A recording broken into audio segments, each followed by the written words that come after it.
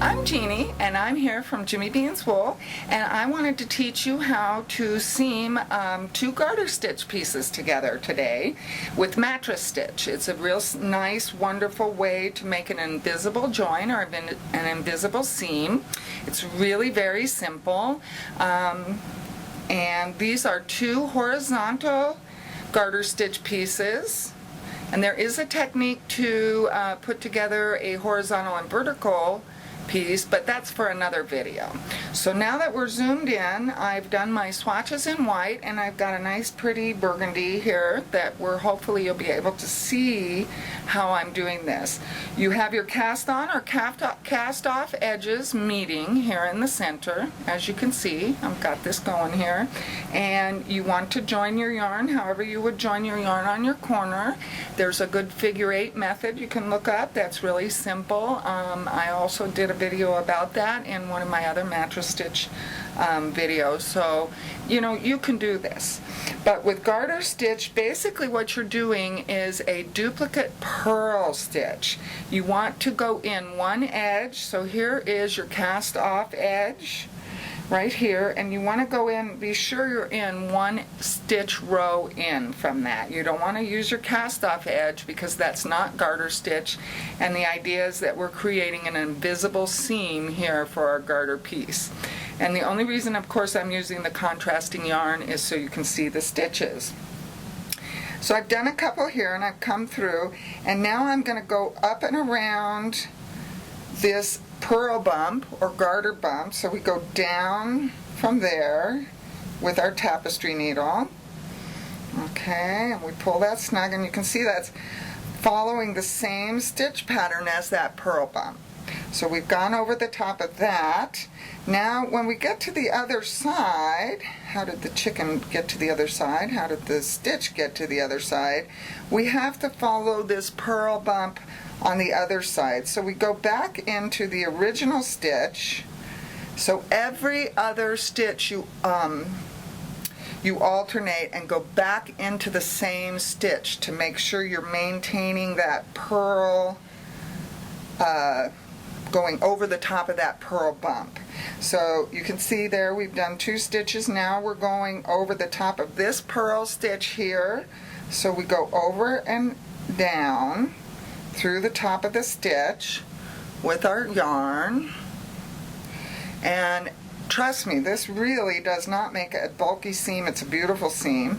Now we're on that alternating, we're going to go back in the same stitch where our burgundy thread is coming through under, so they're going to be side by side, creating that duplicate effect, that phony baloney seam. It's a fake stitch that is seaming 2 pieces seamlessly together. Ha ha ha. So then we go back down and around that purl stitch, or up on this case, we're going up. Now we're on the alternating coming back up. You want to go into the same stitch on this side, through and around, and you can see this piece of knitting is being joined without any obvious seaming, except for, of course, our contrasting yarn. Then you follow this purl bump around here, go back down. We're going to go in the same stitch on this side here, pull that through, and you just continue on this manner. Every other stitch you're going to be going into the same stitch on either side of your work. So let's do it one more time. We'll go around this stitch here. So we're going in on the opposite side, pulling that through.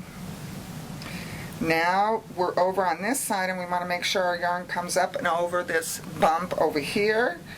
So we go back in the same stitch, hopefully not splitting our yarn, going in the same stitch, let's see, and around. And that's it. How tight do you pull it? You don't pull it super tight. You want to pull it as if you were it was a continuous knit stitch. So you want to just snug it up. You can test it by pulling it apart and seeing, does it give you a nice laid down edge, or do you need to snug it up just a little bit? The tighter you pull, the more puckery your edge will get, and that's not what we're going for here.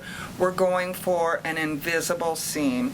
And if this burgundy thread was white, yarn was white, we would have exactly that, an invisible seam. And you can see that it's nice and snug, and it will hold together. You won't have a bulky piece anywhere where it's laying on your shoulders or under your arms, wherever you want that nice seam to lay flat. So I'm Jeannie from Jimmy Bean's Wool. Learn something new today. Have a great day. Bye.